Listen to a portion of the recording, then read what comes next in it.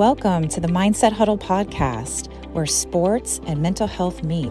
Now, here are your hosts, Chris Carruthers and Andrew Grants.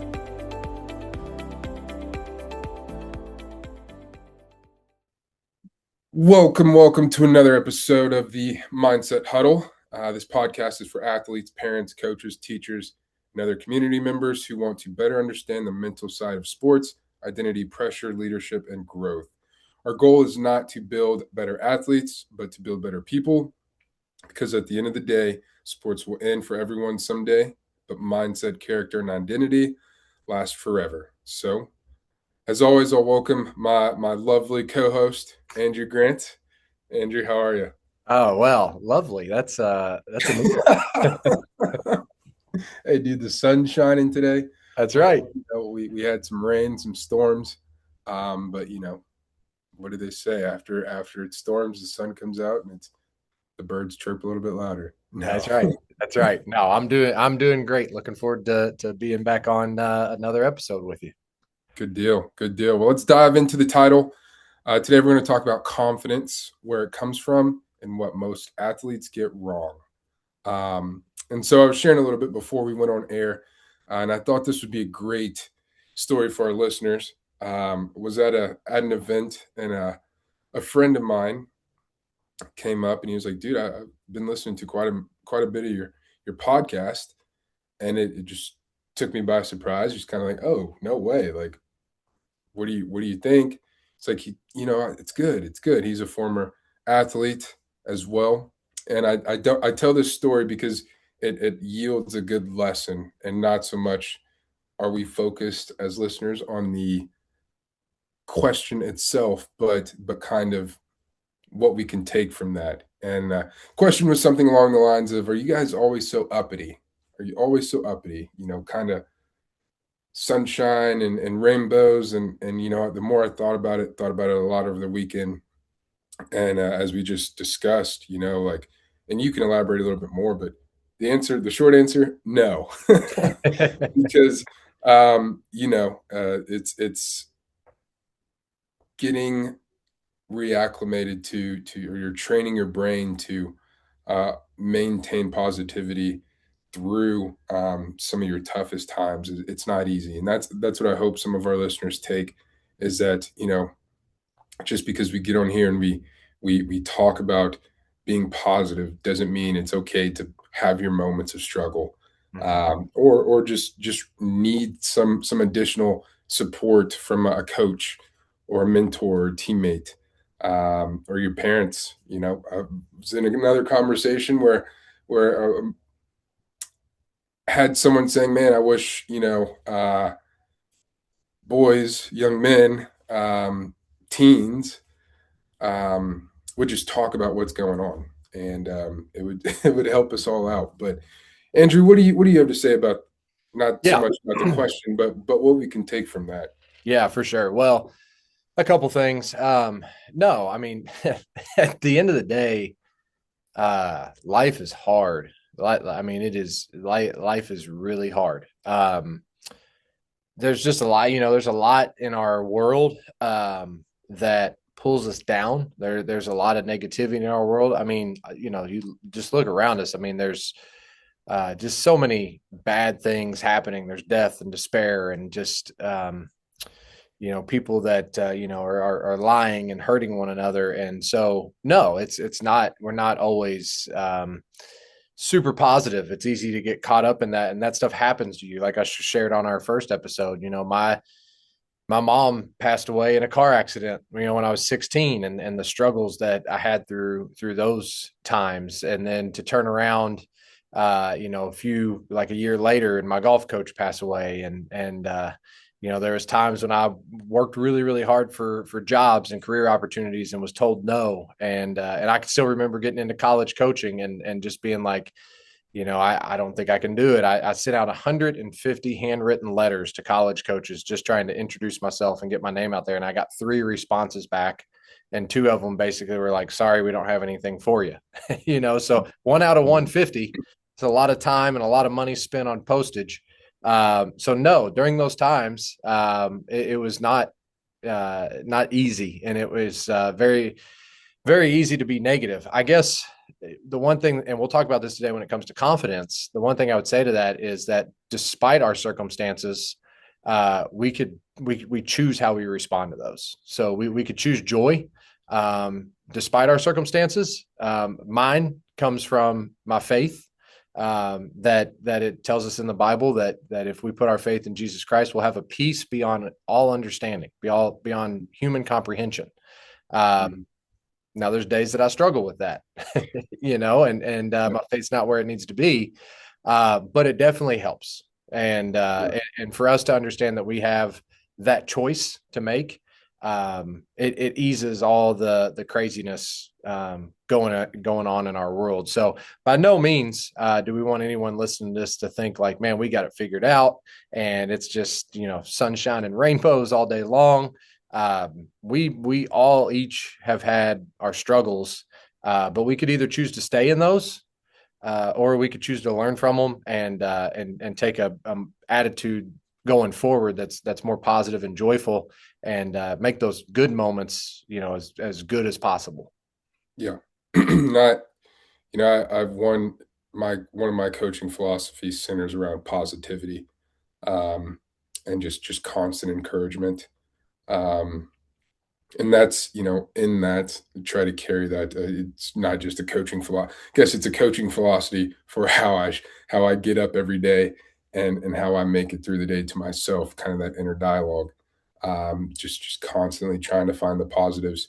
I think we mentioned a few episodes ago, one of the greatest lessons that changed my life was about gratitude. And, just finding the good in everything, every small thing. And when I do go out and interact with other people, I do want them to kind of wonder, where's this positivity coming from, Yeah. And I'll leave it at that. But, I know where it comes from. I'm not going to, I'm not going to sit there and beat people over the head with the Bible, but I do, I feel like my personality and kind of my God-given gifts are just that sense of joy. And I hope that people feel that when they spend time with me. And I hope that they do like catch me one day and be like, dude, Chris, what's this you got going on? And that kind of opens that door. But jumping back in here, as last episode, we ended with, I believe the very last thing we said, if it wasn't have a great week or we love you guys, was confidence is certainty. Most athletes think confidence comes before performance, but the real confidence comes from preparation, identity, and experience. Now, one could argue all those things do come before performance, but you don't just go into a performance automatically. You go into a performance, with confidence that came from preparation, knowing who you are and that you've been there. So how to do confidence? Tell us about it. Well, it's a book that I wrote, self-published on Amazon. Published it May, so coming up on 2 years, I think, since it's published, maybe 3. But it is essentially a book on the 7 strategies to do confidence and the ultimate source behind it. And really, I wanted to write the book because I think one of the myths is that confidence is just a feeling. And I wanted people to understand that they can do confidence, that confidence is just the feeling as a byproduct of what you do every single day. I had to learn that the hard way. And I even say it in the book, like, when I grew up, I was not the most confident kid. Like, I wasn't super confident in my ability. I was okay in school, but I just kind of did what I needed to get by. Because I didn't think like, man, I'm a great student. I thought I was, a decent athlete, but was I ever going to play in college? No, I never really thought about that. And so just even, conversations, just the confidence to handle conflict and address things with people when I was younger. Like, I struggled with all of those things. And as I've gotten older and took on, being the leader of a basketball program and having to lead young men, I could see even then where my lack of confidence was inhibiting my leadership ability. And then diving into the mental performance aspect of that, I started putting the pieces together of, hey, there's some strategies here. There's like drills and things that we can do every single day that can help get us to a more confident place. So we're not relying on that feeling, but we're being proactive and we're increasing the chances of us being more confident as we go throughout our day. So that book's on Amazon. It's How to Do Confidence. And it was just a really cool writing experience for me. I really, honestly, the reason I did it is because I just never knew anyone that wrote a book. And I just wanted to say that I wrote a book just to, to say that I did it. And so I wrote it, but in my time preparing for it, I prayed and felt like God was like, hey, you need to include me in this book. So basically the way the book's set up is the first half of every chapter is a mental performance strategy to become more confident. And then the second half of every chapter is where you can find that backed up or examples of that in the Bible. So I wanted to write it for the people that, aren't spiritual, that they could read each one of those chapters and get something out of it. And then the people that are, they could go even more in depth to just enhance that confidence in their life, both mentally and spiritually. Wow, that's awesome. That's awesome. Very unique, structure in writing that. You know what I mean? You mentioned it's one thing to read. Would you classify your book as a self-help book? Oh yeah, for sure. Okay. All right. Didn't want to throw any labels. It's 2026. No kidding. But no, it's you read self-help books and you sometimes you get the tools or you get told kind of what you need to do to achieve X, Y, and Z. But it's like I then have to figure out a way to apply that to my life or how like see some sort of application. And it sounds like I will buy the book, check it out and dive in. But it sounds like that's what you do. And I think that's awesome. That's an awesome way to just it's very neatly thought of. And props to you for writing a book. I know a couple artists now or a couple writers now. And so that's awesome. I do really quick before we jump into our first segment here. I want to. There's not a right answer, and I didn't prepare you for this question, but so many people. I think.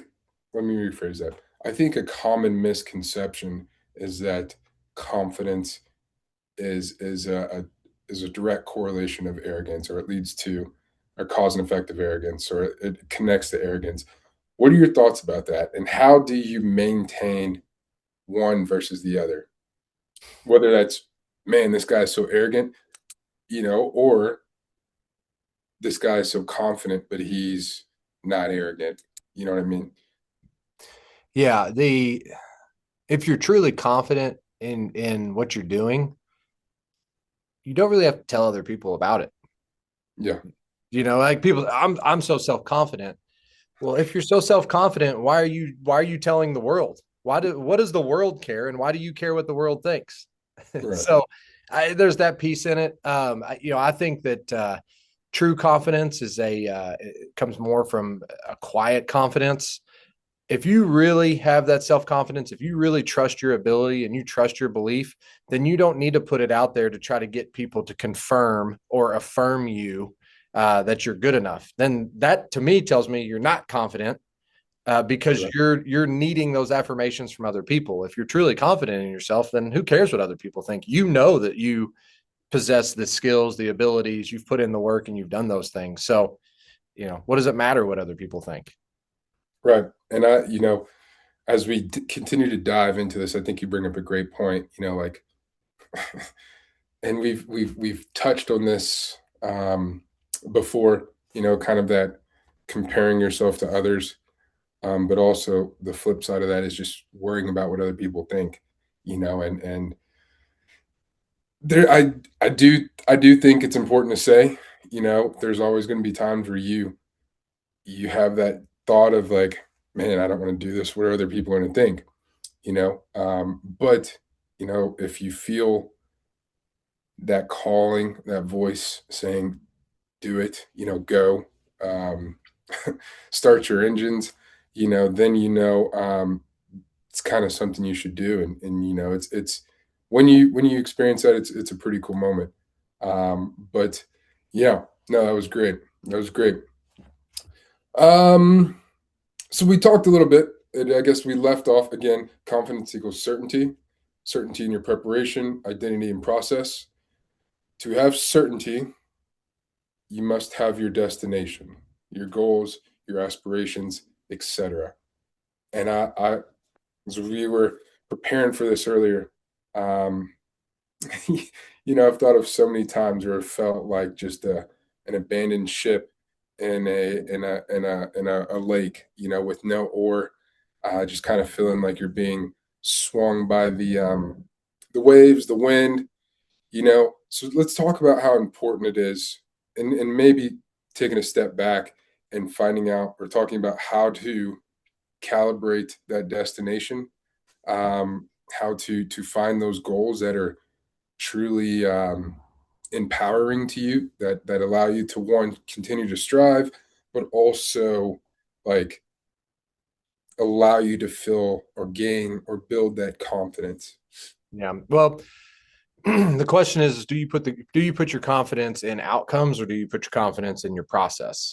And what I mean by that is, if you put all of your confidence solely in outcomes, let's say you're a baseball player, right? And you could step up to the plate. And in baseball, if you bat 300, so if you get on base, if you get a hit 3 out of every 10 times in Major League Baseball, you're considered great. That means you're failing the majority of the time to get a hit. And so if you put your confidence in outcomes, well, then you're just going to see a lot of failure, and you're not going to be very confident. Basically, if you put your certainty in those things. But if you put your confidence in your process, then you can always adjust that. So if I'm playing baseball and I step up to the plate and and I get a hit, but I've been practicing and I've been preparing, and I had a good pregame routine, and I have a good routine as I step into the box, and I'm focused and I'm locked in, and I'm doing all of those things well. Then whenever I go to bat, whether I get the hit or not, it doesn't matter. I have my confidence in what I'm doing to prepare for that moment.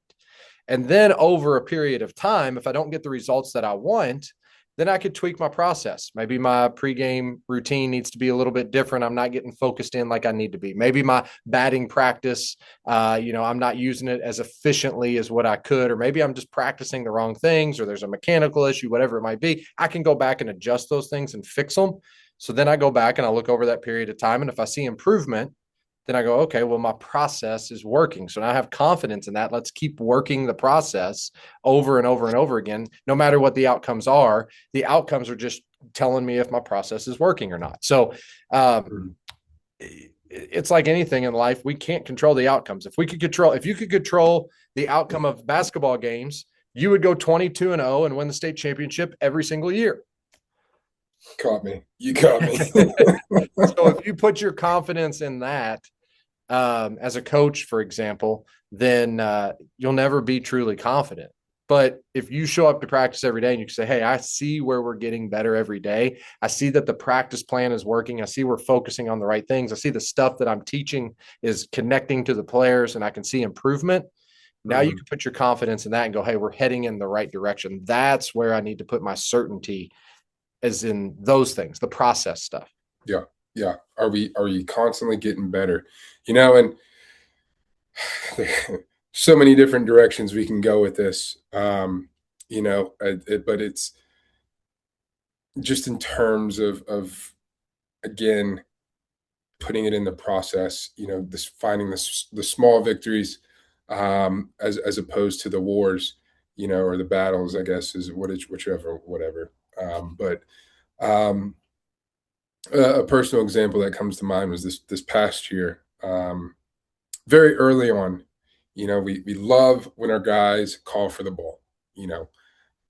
It took a while for me to. Now I've learned to appreciate it.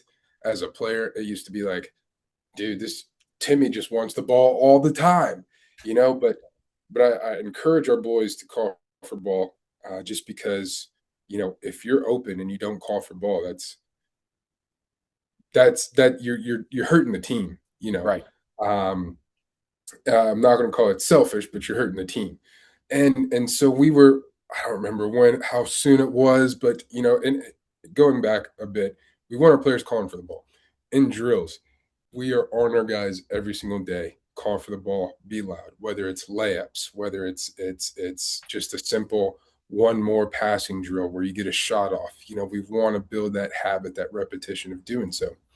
And so we were going up and down. This was in the fall, and I heard this freshman say, he could have used the excuse, "Oh, I'm a freshman, I'm scared to talk." And he starts calling one more. And I was like, "Oh my gosh, dude, that is awesome!" Like, probably knowing me and my style, blew the whistle, paused everything, acted like a maniac, and celebrated that moment of like growth, because it's like, things are working. And just like, "Hey, you kid, way to listen." You know what I mean?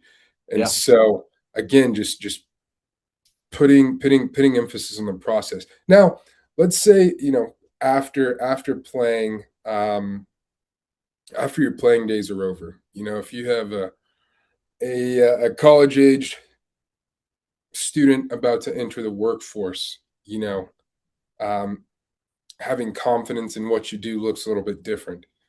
So what would it look like trusting the process in that situation, in terms of finding that next stage of life, or applying for that job? You know what I mean?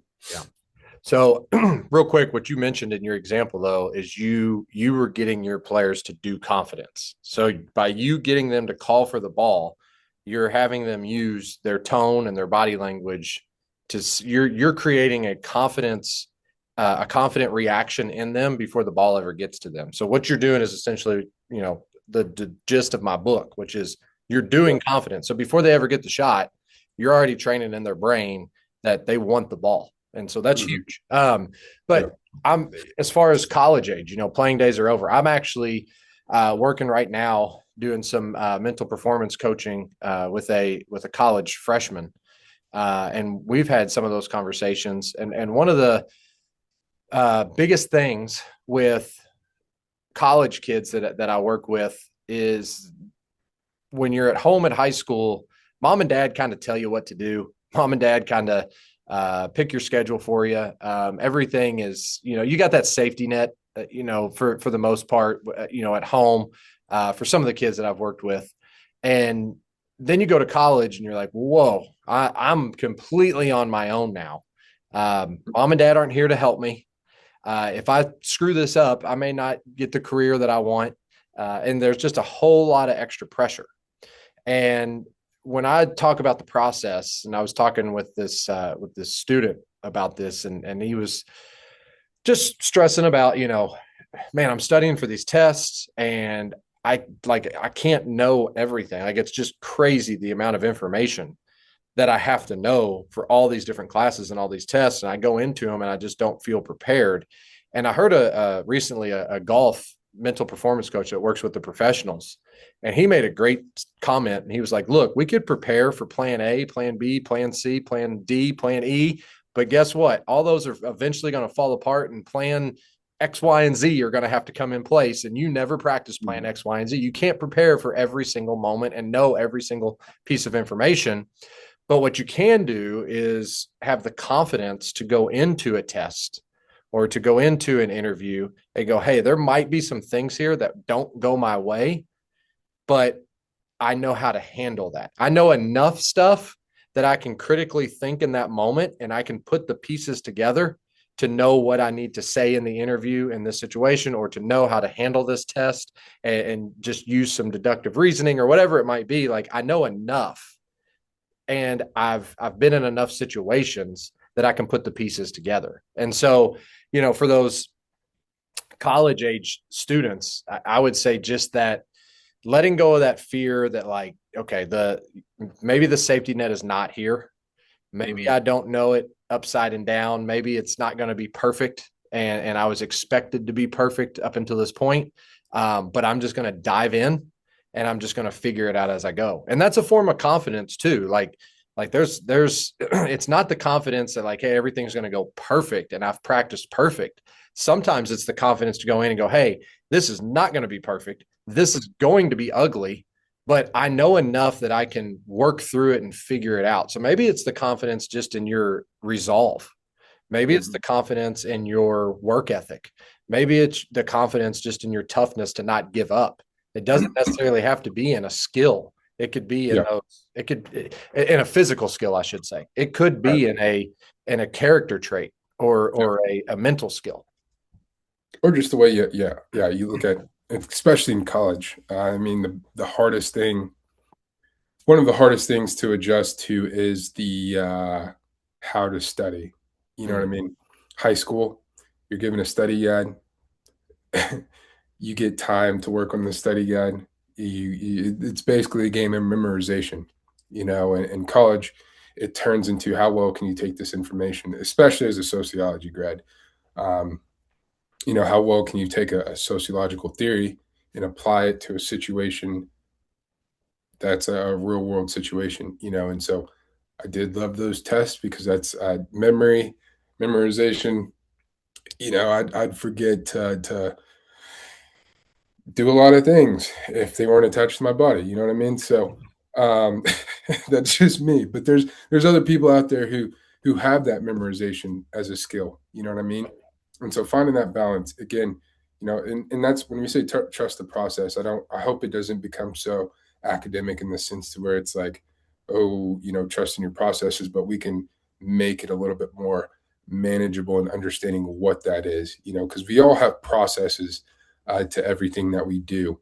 And I mean, as you get in a car, you drive to work, how you get to work is a part of your process. You know what I mean?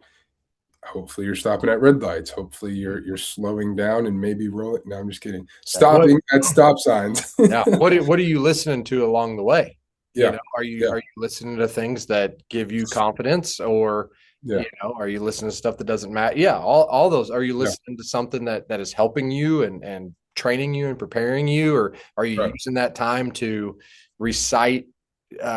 Just one thing I used to do when I was wanting to get into coaching, I'd had long road trips when I was coaching 8 hours away from home. I was doing a grad assistantship, and on those 8-hour road trips, I would have interview questions, and I would like 2 or 3 times on that trip, I would practice my interview questions to prepare for that moment when I was being interviewed to be a head coach. And so, using that time to better yourself so that then when you get into that interview, you're like, I've never been in an interview before, Right. but I've practiced this so many times that I know that I can navigate, my way around it. Oh yeah, definitely. Definitely. I know. Yeah. That's good. I'll save that story for off the air. Okay. No, I like the off the air stories. We got to charge extra. That's our paywall. Right. Yeah. Subscribe for more now. Yeah. So I real quick, before we jump into the next segment here, opportunity for again, vulnerability. I was always a kid who, if something was done that was a direct representation of me or my family or something that I was associated with, I wanted it to be perfect. And so obviously if you take that to sports, you can't make every basketball shot. You can't make the best pass every time. You can't complete every single pass, let alone make the best pass every time. But so many times, like shoot a shot, miss it early, it's like, oh man, one of those nights, confidence is already depleted. And, it's gotten better, obviously, obviously. But, one thing I used to love to do, growing up and before going to play basketball in the driveway was watch like Allen Iverson mixes, and it had like all of the moves that he would do, Allen Iverson, Kobe, to my goats right there. But watching the motivational videos or the hype videos, and then listening to the build and the bass while they do something crazy flying through the air, or who's the guy, David Goggins, who calls everybody worthless until they get up and run 30 miles a day and on 2 hours of sleep and a piece of corn. Kidding. No, he really does some great things, being facetious. But I I say that because our next question or topic we want to talk about is where confidence really comes from. Mm. And it's not always from those hyper motivational videos. It does encourage you to an extent, but just like any euphoric dopamine release, Yeah. it comes down, and so dive a little bit into the myth that confidence comes from what other people are telling you, um, your motivational videos, your David Goggins. Yeah. So, well, let me go back to kind of what you said there for just a second. The thing that you mentioned, watching kind of videos and things like that. There is a actual study that's been done that says that one thing that does help you gain more confidence is vicarious experiences, vicariously living through others' experiences. So, for example, I played college golf, and so I'm into golf, and I will tell you, and I've talked to other people that do this too. If they watch like a professional tournament on TV, so the Masters was just on, I know people that will watch the Masters and then they will go out and play golf later that evening. And they're like, man, I felt like I was swinging so good. And like, I just played so well. And it's because you were watching the pros all day long and your brain just kind of connects to that. Have you ever heard of the Roger Bannister effect? I have not. Okay, good. I get to tell you. So well, let me say this. For all of human history, no one ever believed that you could run a mile in less than 4 minutes. I just heard about this. Okay, really? Okay. So literally just heard about this. No, but keep going. Yeah. So all of human history, they're like, literally, scientists said it is humanly impossible. The body cannot be pushed to that limit. It cannot happen. In 1954, I got it here on my screen to make sure I'm correct on my numbers. But in 1954, Roger Bannister was the first human being to break the 4-minute mile. He did it in 3 minutes and 59.4 seconds. So he did it. First one ever. So this is going back to like the Greek Olympic Games. So thousands, like 1,000 years, a couple thousand years that, this was said it can't be done. So Bannister does it. Within 46 days, someone else does it. And since he's done that in 1954, over 2,000 people have broken the 4-minute mile. And now like the fastest time in the world is like 3 minutes and 46. It's been shattered by like 13 or 14 seconds. Well, on that topic, like listen to some goofy sports podcast, and they were talking about the marathon record was just broken this past weekend. And it's I couldn't tell you the time, but it's an astronomical. It was like a 4-minute. It broke down to like a 4-minute. Yeah, 4 minute and change mile. They did it in under 2 hours. I saw. Yeah. And so, I mean, it's just one. It's crazy that I was like, no, I don't know what that is. Tell me about it. And I'm like, oh yeah, I literally just heard. Like, I kid you not, I was sitting down, going over some notes here. Had a podcast going, finishing up my lunch, and I don't want to call it brain rot because it's not necessarily brain rot, but it took touch on sports. And they were talking about this, and he got into a historical spinoff or soapbox, and I was like, oh yeah, that's interesting. No way Andrew's going to talk about that today. And then here we are. Yeah. But so yeah, all that to say, how do we challenge the myth? Yeah. So tell me the myth again. Sorry, I got totally off. Confidence, where does it really come from? Yeah. Well, so now I'm going to go into my preachy mode. I personally, what I have found in my life, and this is coming from, again, a kid that not very much confidence. I was constantly playing the comparison game growing up. I'm not as good as this person. I'm not. Matter of fact, I just had a conversation with an old friend of mine from school I hadn't seen in 20 years. We sat down and had coffee together, and he was sharing a little bit about his struggles when he was younger. And I told him, I said, yeah, I kind of struggled with this. Like, I compared myself, and I just never, and it was funny because he even said to me, he was like, man, he's like, I never viewed you that way. Like, I always thought you were like a nice kid, like, got along well with others, but I didn't see myself that way. Right. And so for me, this is something where confidence came later. And ultimately for me, where I have found my confidence is through my faith in Jesus Christ. That has been my ultimate source of confidence. My relationship with God, the more that I spend time in his word and I pray and I draw near to him, the more confidence I have. Not in me, because I'm nothing great, but my confidence in him and who he created me and all of us to be, and how much that he truly loves us. And so there in Ecclesiastes, this is going to sound crazy to people that listen to this and maybe don't understand where I'm coming from, but I hope they do a little dive into this. Maybe it'll intrigue them. But one of the verses in Ecclesiastes, it talks about life and just kind of the meaninglessness of this life. And it's like, it basically says it's smoke. It's all smoke. It's all vapor. It's all going to disappear. For me, that brings a lot of comfort. And people would like read that and be like, how can that comfort you? Like, are you crazy? Yeah. What it does is it brings comfort for me because, like I mentioned earlier, all of the horrible things that are going on in this world, even the stuff that's happened here in our community that we've addressed on this show before, just reminds me that it's temporary.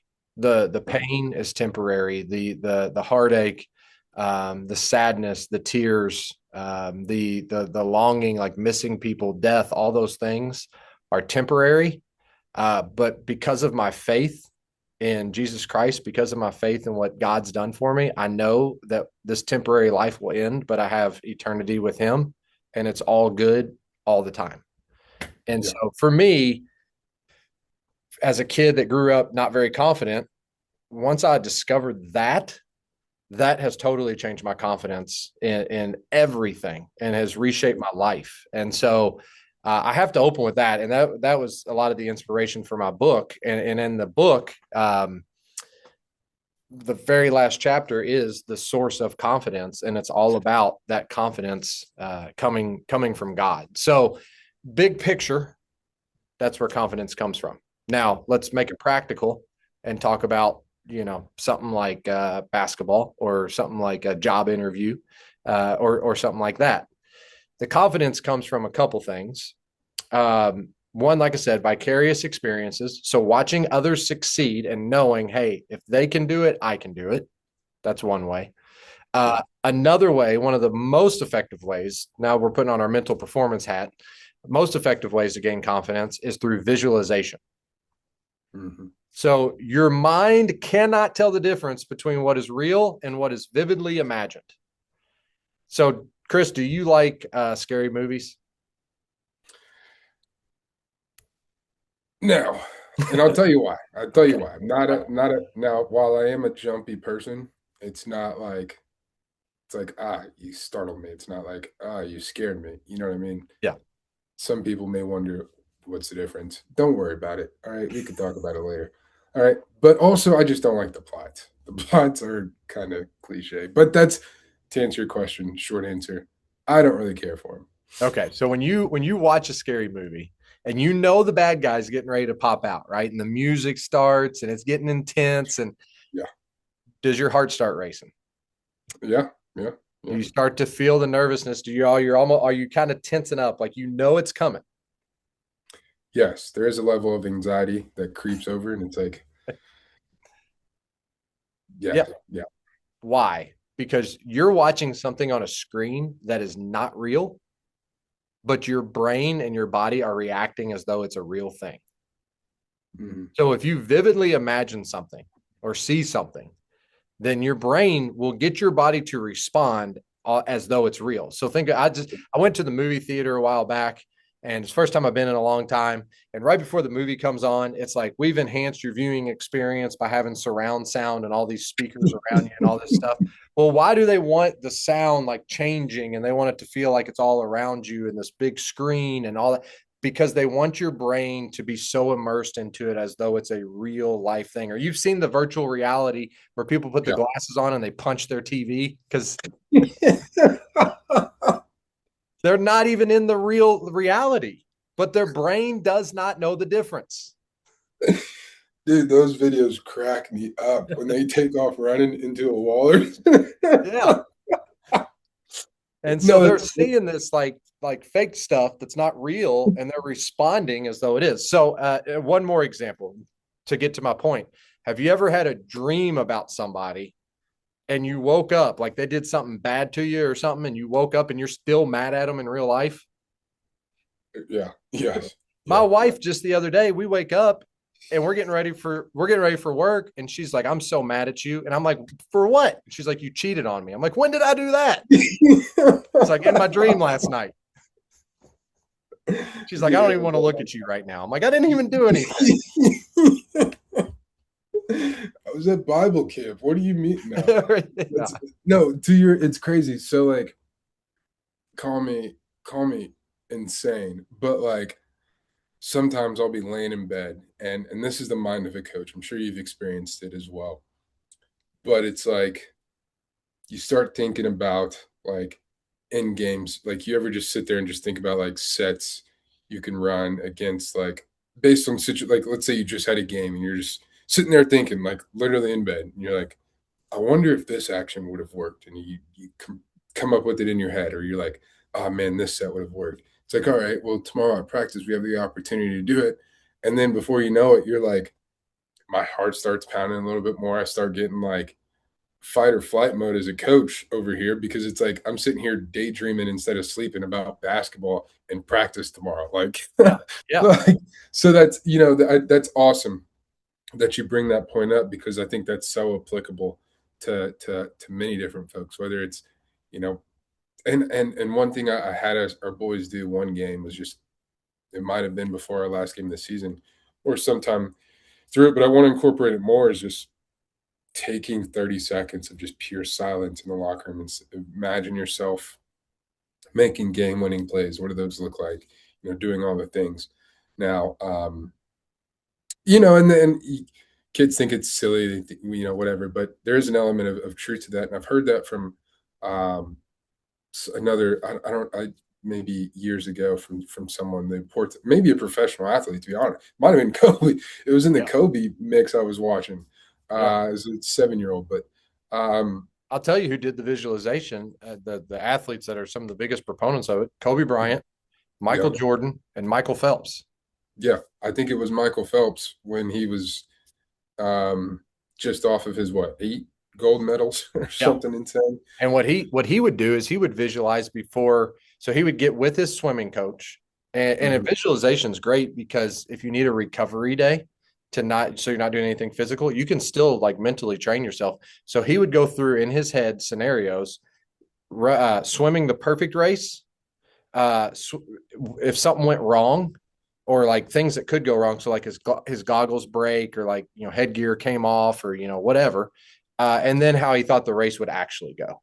And so he did those 3 scenarios every single time. He would take and visualize those happening vividly in his brain. So he would get his heart rate up to where he was nervous. Like you said, like you're laying in bed and you get into that, like, it's almost like it's real. And then he's like, I'd get in the pool, and he was like, I could just shut my mind off because I didn't have to think about it, because I knew I'd already addressed all those things in my mind, and I could just handle any situation. And so his confidence, his certainty came from his visualization. And so for some of us, maybe we've never actually achieved it before, but if we could visualize and put ourselves in those situations and make it as real as possible. And the key here is you want to use all 5 senses when you're visualizing. So like I would take basketball players, if I was taking them through it, like number one, what do I see? So see the goal, see the crowd, see the court that you're on, imagine it behind you, that you're all around it, like make it like the movie theater, like it's surrounding you. All right. So what do you see? Then what do you hear? So hear the shoes squeaking, hear the ball bouncing, hear the crowd yelling, the coach calling out plays. Yeah. What do you smell and taste? Maybe you chew gum whenever you play, taste the gum in your mouth, smell the popcorn machines, that are going in the gym. And then what do you feel? And so, when you come off of a screen, right, you're going to go shoulder to shoulder with a guy. So as you're doing that in your mind and you're going through that visualization, feel like, man, I'm bumping into that guy. And, or feel like that defender putting his arm in my side as I'm trying to drive the basketball. And so the more I can bring in all five senses and make it like the movie theater, blow the picture up, make the sound in my mind as loud as possible, make the feeling strong. The more that I do that, the more vivid it is, the more it's going to connect and stay in my brain. So then when I come to the real life scenario, my brain goes, oh, I've already been here with this. Yeah. And so, yeah. And sorry, one last thing. I was working with a college golfer. We had her do this. She told me that the way that she feels super prepared if she can get more practice rounds in on a course. She was getting ready to go play in a postseason tournament. Tournament was Saturday. She got a practice round Friday. She goes, I just don't like seeing a course one time. It's the only time I'll ever get to play it. I'm not going to feel prepared. And I said, well, do you know what the course is? Like, have you seen pictures of it? Have you, been there or whatever? And she's like, yeah, I have a good idea of the layout of it. I said, well, go through and rep it like that mentally. Just play every single hole in your mind. So she did it Monday, Tuesday, Wednesday, Thursday, then actually played it on Friday. So in her mind, she goes, I got 5 practice rounds in this week. Every other one of my opponents only got 1 in. I'm 5 times more prepared than my opponent. She went out and she had her best finish ever in postseason history for her career. And that's awesome. That's awesome. We've talked a lot about establishing confidence, building confidence, kind of resharpening your confidence tool. What kills confidence? Well, a lot of things can. As a person, real quick. Yeah. Let's make it fun. Okay.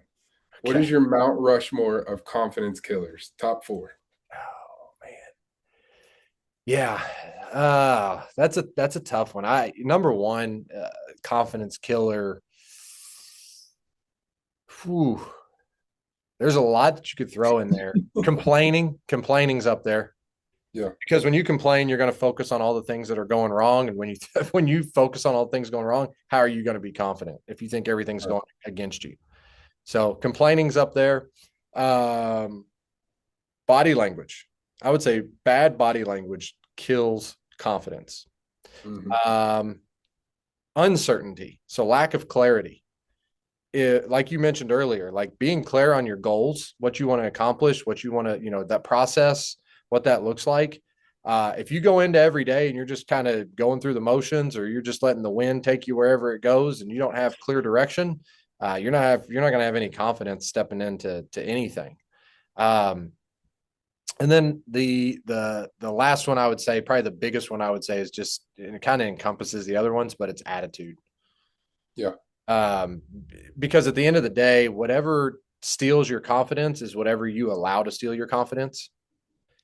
Easier said than done, right? Right. I could sit here and say, well, I'm not going to let anybody steal my confidence. But if somebody that I really love and value and respect their opinion says something to me that kind of tears me down and takes my confidence, like it's going to hurt, and it's not going to be easy. But at the end of the day, ultimately, it's my decision to decide whether I'm going to let that affect me or not. And so, that's hard. But when we realize that we have the power to decide that in our attitude, and that's not for other people to decide for us, then it allows us to be a little more resilient. Well, and you see stories all the time of like NBA players who get on a podcast, and they'll start kind of telling their story, and they'll talk about players who have quote unquote fallen off, and just kind of like, man, this dude kills it in practice. Like, doesn't miss. Well, first of all, they might be like a 28% 3-point shooter in a game, but in an open gym, or empty gym, they're 80%. And this is like sinners. You know what I mean? Guys who, if they shot the ball, depending on if you had money on it, you're a little upset. Yeah.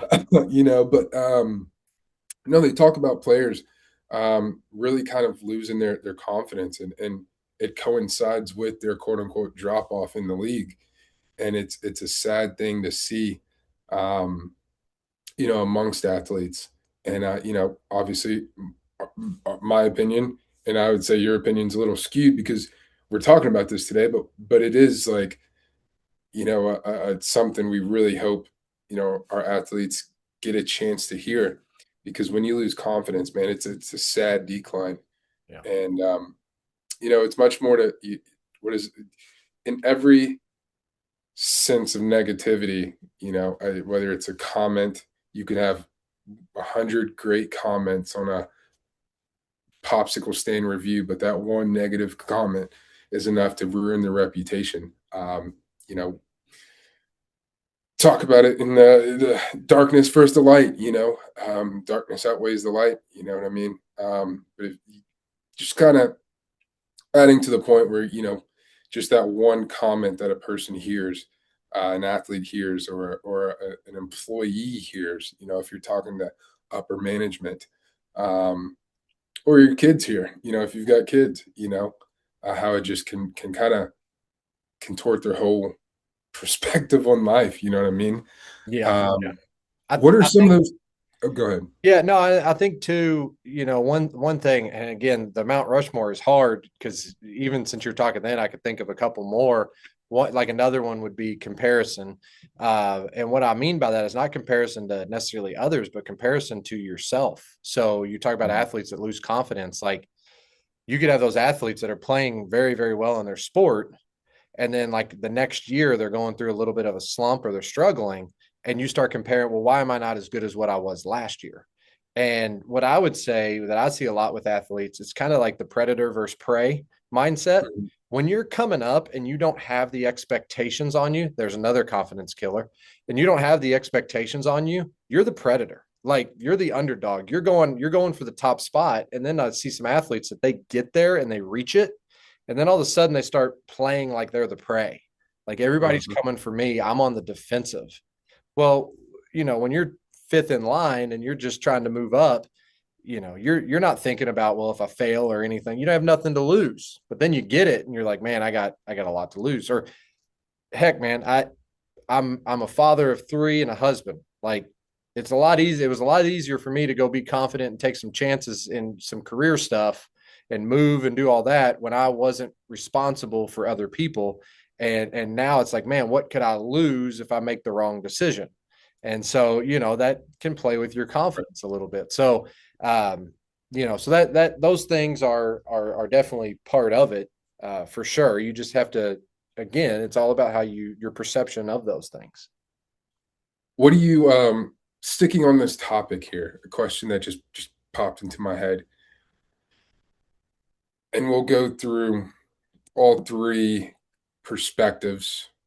Obviously, sticking with I'd say sports a little bit more than the others, or we this would be the longest episode in podcasting history. But if you're a player, what do you think is the biggest confidence killer that you hear from? I guess, what is the biggest line that you hear from a coach that kills confidence the most, a parent, and a friend, colleague, teammate, buddy on another team? What's the is it and if it's the same thing, it's the same answer every time, then we can just answer it once. But I feel like it's a different.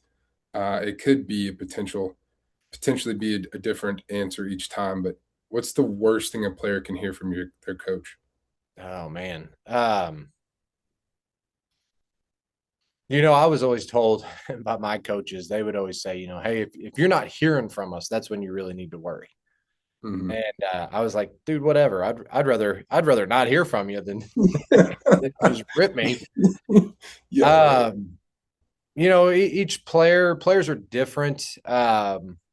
I always enjoyed the coaches that would kind of jump my case, get in my face, scream and yell at me. But I knew afterwards they were going to kind of put an arm around me, and I knew why they did it. Like they loved me, they cared about me, and they were just pushing me. The confidence killers that I've seen the most with coaches is really just when they just harp on. It's just the constant, harping on a mistake and not letting a mistake go. I would say that's probably the biggest confidence killer from a coach is just the constant, just coming back to it. Like, hey, you screwed up this. You're not good at this. You're not good at this. It's kind of speaking that identity into that player. That I would say is the biggest confidence killers that I've came across with the coaches and the players that I see. Yeah. What about parents? What's something that parents may not know that really just like right in the gut? Thanks. I think one of the worst things that you can do as a parent is compare your child to another kid on the team. Like either way, you got to work on your dribbling because so and so is better, at dribbling than you are. And just for a kid, you're just like, gosh, like, man, why does my parent, like the person that's supposed to have my back no matter what, like Right. like likens this person so much more? But then it goes the other way too. Like they can compare you to other kids in well, you're better than them. You should be playing more than them. Well, what does that do to a kid? Then they hear, I'm not playing more than this, but my parents think that I'm better than this person. And now that I'm not, now the kid's just going to beat themselves up. Why am I not doing that? Why can't I be better than play better than this person? So from a parent's perspective, like just don't compare. Just give the kid like, this is what we worked on. Just go out and execute it. We didn't execute it today. No big deal. We'll get back to work. You'll have another opportunity. Yeah. Just because we have a diverse, actually was in a meeting today about some work, my day job. And it was a conversation with a colleague who I don't know if she played sports or not. We didn't talk about we didn't talk about it, but to an audience that's sitting in an office right now, killing time until it gets to 4:30 or 5 o'clock, who's listening, to a man or an employee, what is the um, what is the what is the worst thing an employee wants to hear? Mm. I would say just in my experience, just working in schools, man, that's a great question. I would just say, I think when you're challenged, from what I've seen with teachers and coaches, I think when you have people, it's the lack of trust. Mm-hmm. I should say, when your bosses hire you and put you in a position and you're a coach and you're trying your best to do it, and then they kind of question you on it or whatever it might be, and you just don't feel like they trust you. Mm-hmm. I think that's a huge confidence killer because I see it a lot, like in the teaching profession, it may be in business too, but it's like, if you're working your tail off, you're doing the best that you can. And then you just don't feel like that person's just on your case all the time, or they're just breathing down your back, and you got to send like check-ins all the time just to prove that you're working hard. And it's like, hey, I'm an adult, I'm a professional. If you didn't trust me to do it, like, don't hire me, Right. So I would say the lack of trust from leadership is a huge confidence killer in the workplace from my experiences. That's I thought about that T word just a second ago when you were talking about just coaches being on you, from the player perspective. Like there are some things that I can say to our players that provoke a laugh, and that might be like, if you were to come into our practice and you said the same thing, it might hit a little different. You know what I mean? Yeah. And that's just because we've had the opportunity to build that trust over the last not even a year. You know what I mean? And so I think that's something that we need to highlight. Just trust as an umbrella to this whole topic of confidence. Yeah. Um, I also think, whether sorry, go ahead. I was just going to say, whether you're instilling confidence or trying to gain confidence, trust is at the utmost top. Yeah, I had a basketball player when I was coaching down in Florida, and in Florida they don't play as much basketball in Indiana. So my understanding of shot selection is a lot different than their understanding of shot selection. And we had a player that I had him his junior year, and we kind of struggled a little bit because his shot selection wasn't great. So I told him senior year, I was like, look, if the ball comes from inside out, you have the green light, just shoot it. Because I was over coaching him his junior year. I was giving him too much. Like, this is a good one. You got to understand time and score, like all this. I was like, I was same thing. I wasn't trusting him. I was giving him too much. And like senior year, I was like, okay, just if it comes inside out, you shoot it. I'll live with the results, but you're going to be better for us doing that than me trying to control every shot that you take. Well, we get to like a postseason game and we have the lead by like 5 with like a minute to go, and it comes inside out. And I'm thinking, catch it and hold it, and we're going to ice this baby. And he shoots it. And I just yelled. I was like, no. I just screamed, like, no. And he literally turned around and is running down the court. And he's like, you can't tell me that. You told me inside. Like, he was like freaking out because I freaked. And I was like, he's right. Like, yeah. He did exactly as I told him. We ended up winning the game. And what I learned in that moment as a leader is it was like, you have to put your people in the best situation for them to succeed to what they know and what their strengths are. And if it comes back to bite you, you can't control every single situation. But we would have never have been in that. We made a Sweet 16 run. We would have never have been in that position if I would have tried to control him back at the beginning of the year, and he would have been overthinking his shot. He wouldn't have been as great of a shooter. And so, as a leader, you got to take the good with the bad. And so that's where I had to learn, like, whoa, if I just back off and I trust him, it will work out better for the team the majority of the time. There's going to be some failures, but I just have to trust the skills and abilities that he's been given. Yeah. I have a story very similar. But again, buy the subscription to the after conversation off air. We could talk about that later. I even got a name for it. We could call it the Clark Floyd after. We could call it the aftercare show. Yeah, the system of aftercare. Yeah, whatever. You had it right. Sorry, dude, I killed the joke. It wasn't great either. That was a stretch. That's all. Yeah. Brought to you by FCA and System of Care. No. Confidence in real moments. And we don't have to spend a lot of time on this. We've kind of touched on a lot of just confidence in real moments and a lot of real life application. But why does confidence disappear in big moments? Yeah, that's I think one we have to trust our training. Again, kind of what I mentioned earlier with the college kid, like he trains, like he studies, and he studies a lot, and he puts a lot of time and effort. And we even talked about it. We were like, man, you spend more time in college than you ever did in high school studying. But then we go into a test and it's like, I don't trust it. Have I done enough? I don't know every single little detail. And it's like, that's fine. You may not know every single little detail. You might not have you might not plan A, B, and C might not work. That's okay. And so there's this train it part and this trust it part. And so I heard this from another golf psychologist. Bob Rotella is his name. Bob Rotella is a golf psychologist. I got his books when I was 16 years old. And because of him, I fell in love with sports psychology. And he talks about having a train it versus trust it mentality.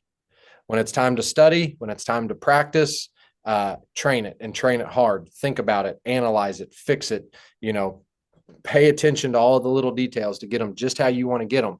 But when it's time to go into the arena and perform, or it's time to go into the classroom and take a test, when it's time to go into the job interview, whatever it might be, whenever you go do those, there's nothing more you can do. You just have to trust what you've done up until that point and know that if something goes off the rails, like, it's fine. there's a Christian singer, Lauren Daigle, very popular Christian singer. I saw her in concert, and this stuck with me. But she said in the concert, she said, "I pray before every one of my concerts, I pray that something goes wrong." And I was like, "That's a really odd prayer, and I don't think I would ever pray that." And she said, "I pray that something goes wrong because in those moments when something goes wrong, it allows for like these really cool conversations and moments." So like in the concert we were at, one of the songs that kind of just totally went off topic. And then the next thing you know, like she's having a conversation with someone in the crowd, and they're like sharing a life story with her. And like everybody that listens was impacted by it. And she's like, that wasn't planned.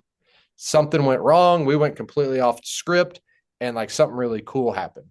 And and then I think about that. I'm like, how many times as athletes, as coaches, as professionals, how beneficial would it be to go into something and be like, man, like that'd be kind of cool if something went wrong today and we could just like make the most of it and like turn it around, and it'd be like a really cool moment. And we don't think that way, but that's where we talked about earlier, that attitude that you go into it with, that joy that you go into it with, that trust.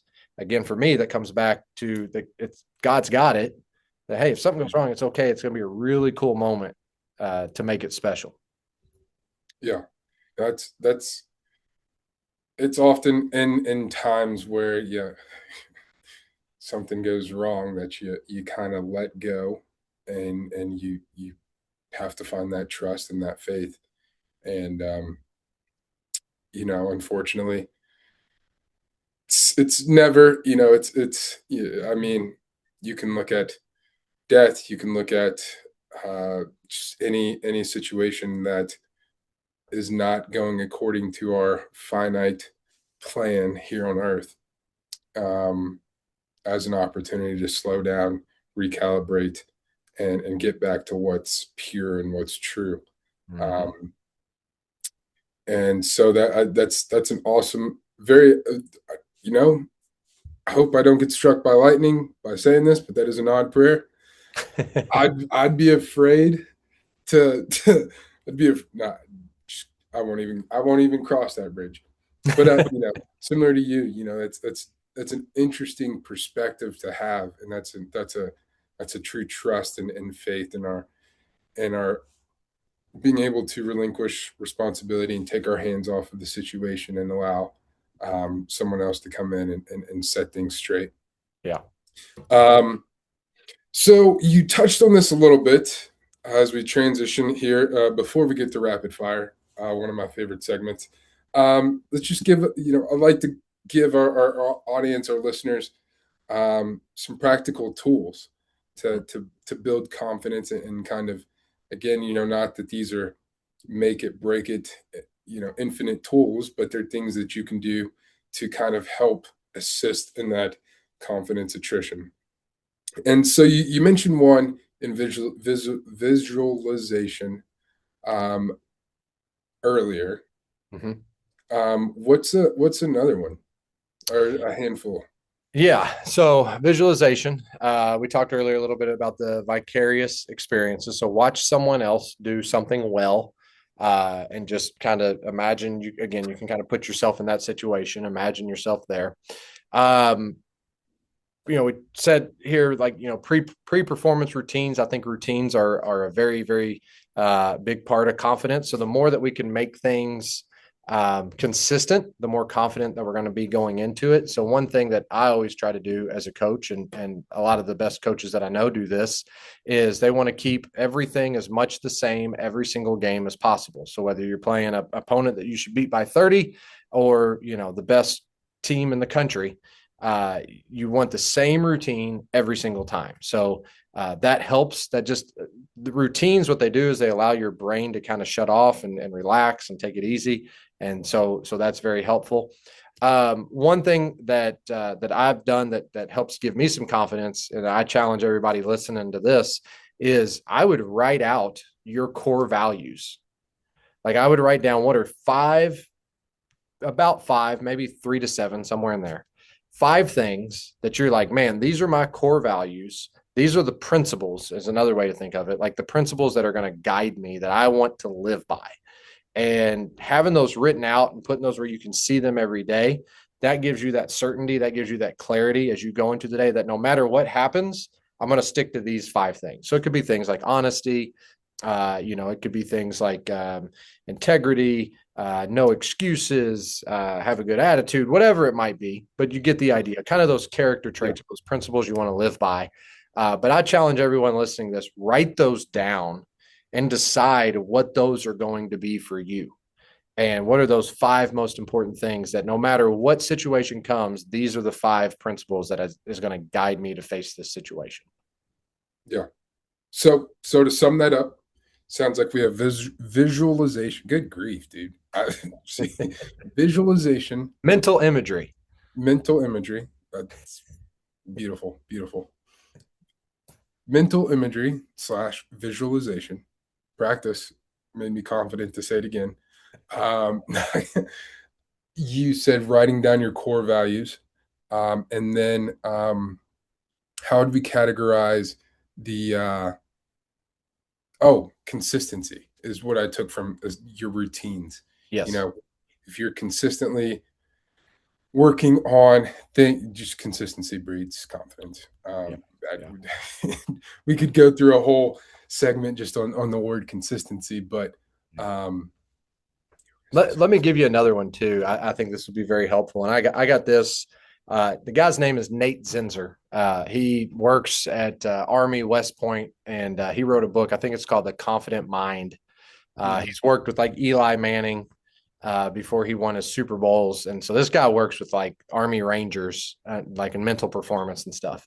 And what he said, and this was really cool, is he said, write down your ESP.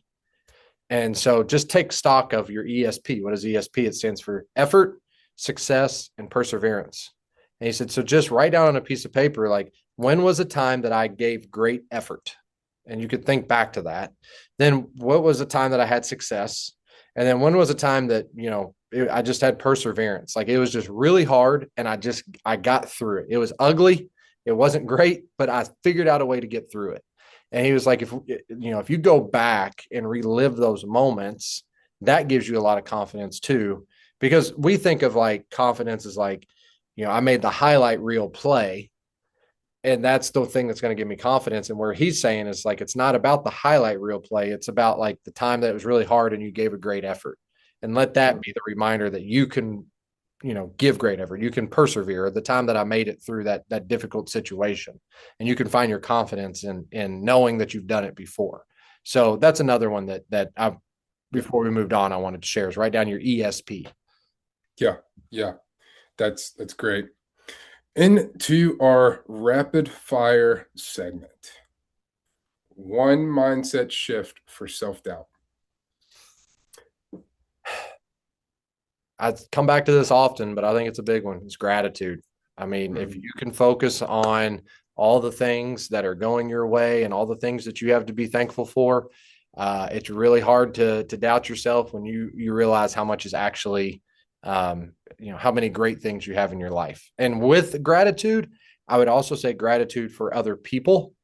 It's really hard to doubt yourself if you're not thinking about yourself. It's much easier to have confidence in yourself when you stop thinking about yourself and you start thinking about others. That's good. Top 5 things you hear athletes, students, coworkers say that is destroying their confidence, and they might not know it. Yeah, well, I think anything, I don't know if I'd necessarily say like a certain 5 things, but just those self-talk statements that are like, I suck, I'm terrible, you're an idiot. Just those things when we beat ourselves up just kills us. And the question is, it's like, if me and you were teammates on a basketball team and you turned the ball over and I ran up to you as a teammate and I go, hey, Chris, you suck. And then the next time down, you miss a defensive assignment. And as your teammate, I run over there and I go, Chris, you're terrible. And then the next time down, you come down and miss a shot and I run over to you and I'm like, hey, Chris, why don't you just quit? You'd punch me in the face. Well, number one, you'd have no confidence, right? Yeah. You'd be like, dude, I'm just getting destroyed. And then you'd want to punch me in the face. But that's how we talk to ourselves. Yeah. So like, why are we talking to ourselves like we're our own worst teammate? Right. We just, because we don't get control of what we're saying to ourselves. So catch Right. positive self-talk when we make a mistake. Hey, it's all right. What can I learn from it? You know, what would I say to a great teammate in that situation? Now I need to say that to myself. Yeah. Yeah. And that's, I mean, there's a fine line we walk as coaches of encouraging your players to to show leadership and accountability, and hold others accountable. But when it gets into that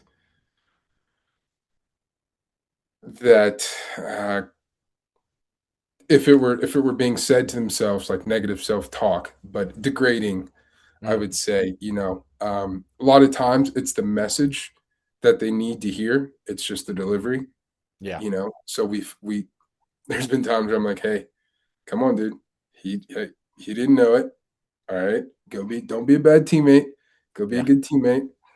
Go tell him you're sorry, stuff like that. So those are good. I believe we've probably talked about this a little bit. 3 things that you have found to build confidence in your personal, professional, or athletic journey. Just one more time for the record. Yeah. Well, we mentioned visualization, gratitude, those type of things.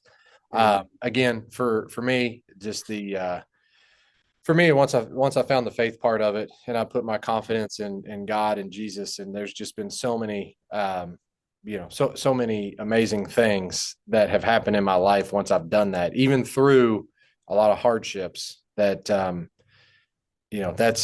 me, that's the ultimate source. Yeah, that's great. That's great. Well, in closing, confidence isn't about believing you'll never fail. It's about knowing that you'll be okay even if you do. And I hope that we sum that up kind of through some of the tidbits that we're talking. I always get to this point and feel like we just hung out for like an hour and a half. But it's always like, oh man, I hope they took something from that. And if there's nothing that you didn't take up until now, you're probably not listening. But if you are, confidence isn't about believing you'll never fail. It's about knowing you'll be okay if you do. And with that, Andrew, we talked a little bit off air. I feel it's right now is a time to for those who are in the athletic space, especially here, high school basketball, just offer up a prayer to some of our communities or schools, though we might go against them in competition, whether that's athletics, arts, choir, band. Some schools might have like, well, whatever. It's all in competition, but um, just reach out to some of those schools that you've seen in the news that have been struggling with the passing, with deaths and whatnot. I know very recently I lost a friend, a mentor, a former coach, and it's still kind of shocking, So encourage you, those of you who are listening, reach out to loved ones. Tell them that you care. Reach out to those friends you haven't touched base with in a while, because ultimately life is short. But we do not need to fear. We were talking about something earlier today, and it I have it pulled up here. A Bible verse that I've loved. This is coming from the NIV version, but it gets the same point across. Commit to the Lord whatever you do, and He will establish your plan. And in one key term I want to highlight on is that word commit. It implies like a rolling or a sacrificing your burdens specifically. Cast your cares to Him. The Bible says that as well. But put your trust in God and just give it up to Him and let Him. He'll get you through it. And in the hard times, the good times, it's important to do that, especially in the good times, because it's a lot easier in the good times, but it's also easier to forget that God is the one blessing you. So, with that, Andrew, thanks again, buddy. It's been a great time. stay tuned, folks, for our next episode. You take care.